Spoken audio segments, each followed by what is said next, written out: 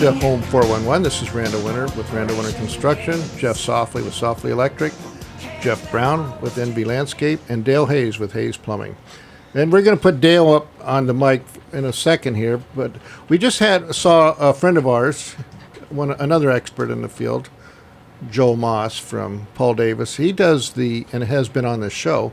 He actually goes in when there's a flood, and what an inconvenience he told us it is for these people to have to live through that. We have some friends we've done work for, right, Dale? Yeah. And their house gets all flooded because of some stupid little thing that they didn't pay attention to. Would you like to address that, Dale? Well, I think the biggest thing that Joel and I see is that, once a flood happens, it's containing the flood, which is, where Joel comes in or I come in. But a lot of times a homeowner can help themselves if they're aware of where they can turn the water off. I get more phone calls at night and late evenings where, when something like that happens, you're not always thinking clearly and they're running around the house and they never really stop to pay attention to where do I turn the water off to my house. So and they need to know where the main is. Correct, yeah. And it can get tricky, on homes, especially in the last 10 years as they've built homes out here. They've relocated where we typically would put a main, So at someone's house, we would usually have the water shut off right up by the front door. So it was pretty easy to direct the homeowner. Nowadays, there's a lot of homes where they're in a little cubby hole in the garage. Right, next to they're in the garage and they're usually near their illegal water softener. No, hopefully no illegal water softener. That's a whole other issue. But what we find is that a lot of homeowners have had cabinets, custom cabinets that maybe Randy Winters has put in for them in the garage, clean up the garage, and they put everything in front of that shutoff valve. You can't find it. Can't find it. And again, Joel's job, my job could be so much easier. And the homeowner, it really is a major inconvenience to have flood damage. No, I had one with my washing machine. Yeah. We have hard water out here, and what happens is the mineral buildup. It actually doesn't it clog the valves?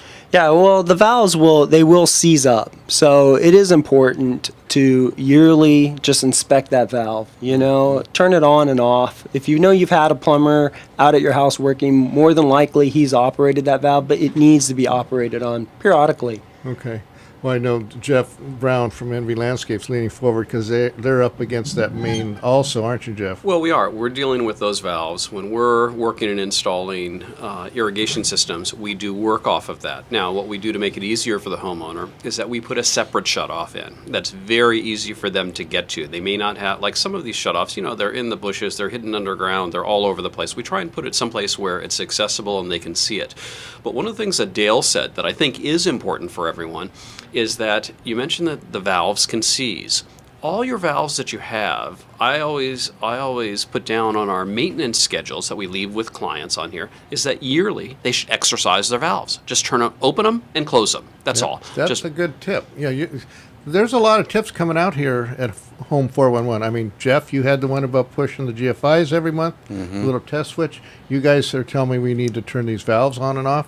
But identify at your house where you shut the main off. And you may have two shutoffs. You have, like Jeff said, if you had him out there doing your landscape or his guys, for sure you got a separate shutoff. And if you have a water softener, a legal one, where you have maybe rain coming out to replace your water or Culligan or Quality, one of those guys coming out and they replace them, those are legal. You may have an additional shutoff there and separate your landscape water from your main. But the one thing I'd like to say is locate where those mains are so that you know how to shut them off. And then, do you want to go into how you can identify some of the problems, Dale? Like with some of the our washing machine, there's no way we could know. We went out for dinner, we came back, there's water.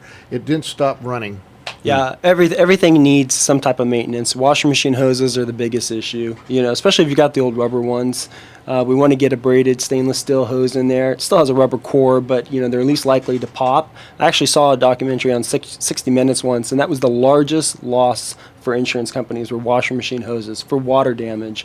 Joel probably would know better, but that's we see a lot of that. So you need to look at them and change them periodically. Every 5 years, let's just change them. Would you recommend that people go behind their toilet and turn their angle stop on and off? Yeah, it depends on the age of the house. Now we've gone 15 years and never touched it. Probably need to have have a qualified technician do 'Cause if it. there's a problem, then you're in trouble. Correct. It's like, not taking care of a car for 15 years. You're kind of asking for problems now when we start taking things apart. Well, I know when we've remodeled bathrooms and we pulled the toilets, I always have you guys come and put a shark bite on there. We Yeah. take the old angle stops off because they Yes. leak. Always need to put brand new angle stops Yeah, on. always. Always, Yeah. yeah.